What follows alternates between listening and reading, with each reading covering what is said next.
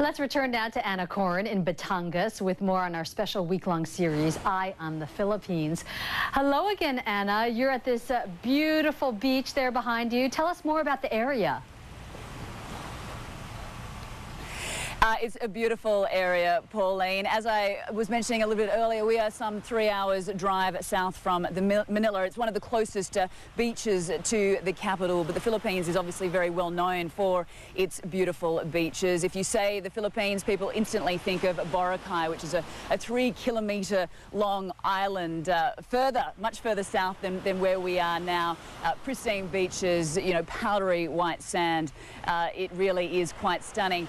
You know, you would think that the tourism industry in this country would be booming, but it just isn't. And I'm going to give you an example. Last year, they received only 4 million tourists in comparison to Thailand, which welcomed more than 20 million visitors. So it really is quite staggering. They're only getting a fraction of the market. Now, why is this happening? Well, years of political instability, corruption, and a lack of proper infrastructure have really turned people away.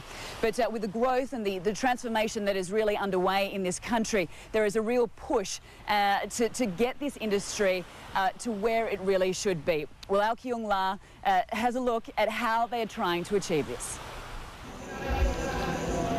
On the still waters of this inlet in Palawan, tourists cram rowboats to see this underground river, one of the new 7 wonders of nature. This is in the Philippines, a place that this group of Americans is here visiting for work. Maria Lee never expected to enjoy everything, the food, the people, they're just very friendly. An unexpected surprise for these first-time visitors. The lack of recognition about all the Philippines has to offer is the driving force behind this, the country's global tourism campaign. A catchy ad, but there's a problem. The government didn't have a lot of money for a global media blitz. What it did have, the pride of millions of Filipinos. We start with the intent that we want to make the nation into a sales force, okay? And we say, okay, what tools do we give them to go out and sell? We need something open and flexible, tapping into the fact that there are 27 million Filipinos on Facebook. So the It's More Fun campaign hit social media, urging users to fill in the blanks themselves. It's more fun in the Philippines. The smart aleck in me kind of just lit up, and I thought, hey, I could do better. Roland Benzon and Morn Corpus came up with a series of their own catchlines and matched them to Corpus's pictures, like mountain bikes, more fun in the Philippines, and social climbing, more fun in the Philippines. There was a point probably after 48 hours or maybe 72 hours, I had about over 10,000 shares on Facebook. Thousands of Filipinos did the same, making the hashtag It's More Fun in the Philippines the #1 trending item on Twitter. But once the campaign hit social media, users began playing with the template to highlight not just the beauty, but the problems in the country. Posting corruption, more fun in the Philippines, crime, more fun, and guns, more fun in the Philippines. The intentions are excellent. So what is needed for tourism is the infrastructure. University of the Philippines professor Winnie Monsod says the country needs more than just a witty campaign. It needs to fix problems like Manila's choking traffic and pollution, as well as safety concerns. The communities themselves must make the country user-friendly.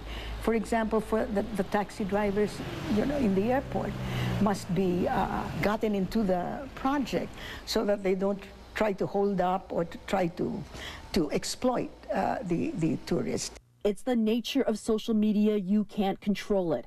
But the numbers show the global online chatter may be paying off.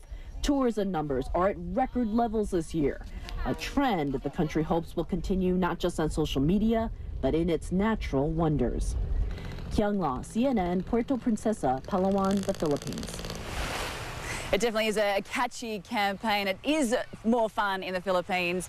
There is no doubt about it. It's more fun in the Philippines to anchor the news, Pauline, I can tell you that.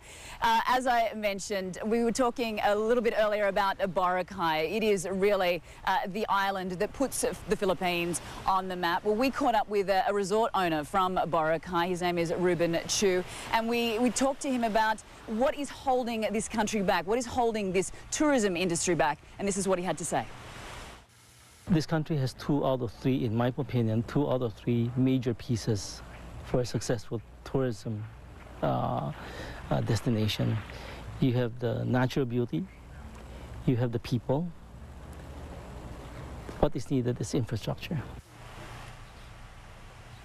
Yeah, infrastructure is a huge problem here, and airports in particular. In the capital, Manila, they have 3 terminals and they all share about 1 runway. So it really is a huge problem. So is congestion on the roads, so is the roads themselves, getting around this country. You know, they have the resorts, they have the people. The service is, you know, is brilliant. It truly is. Everybody here speaks English, so it should really be an international holiday destination.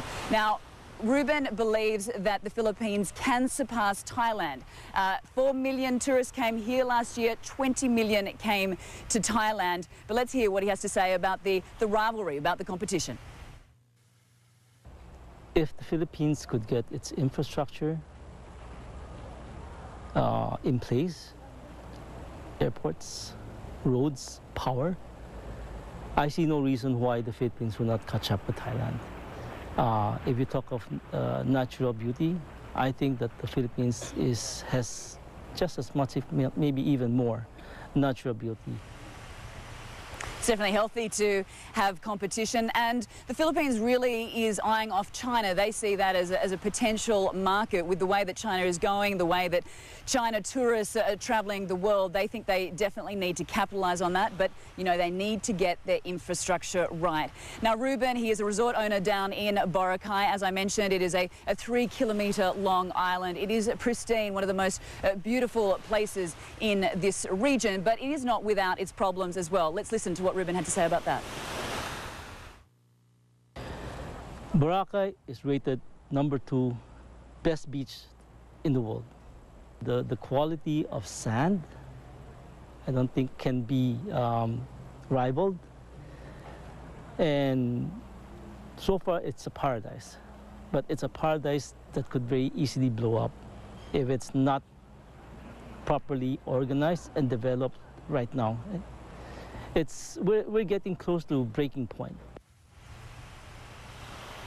Yes, they do need to build sustainable tourism, eco-tourism. That really needs to be the focus in this country. It's all here. There's huge promise, there's huge potential, but they do need to get that infrastructure in order. Pauline. Yes, huge potential. I can see that. And all weekend, you've been identifying some of the challenges that the Philippines faces economically. But you've also shown us that citizens are making great contributions to society, taking the initiative to help the poor people. Tell us more about that. Yeah, they are definitely inspiring individuals, aren't they? Well, tomorrow we are going to focus on one woman who is dedicated to changing lives of the Philippines, the people here in the Philippines, children in particular. She is the country's first prima ballerina, and she is really making a difference. We should all take a leaf out of her book. That's coming up tomorrow, Pauline. Okay, looking forward to meeting her tomorrow. Thanks so much, Anna Corin, live there on the beach in beautiful Batangas. And that does it for this edition of World Report. Thanks for joining us. I'm Pauline Chu. Anderson Cooper 360 is coming up next.